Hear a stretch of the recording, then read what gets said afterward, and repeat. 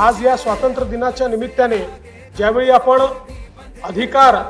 आपले काय आहेत या संदर्भात चर्चा करतो त्यावेळी आपल्या कर्तव्यांची चर्चा देखील झाली पाहिजे।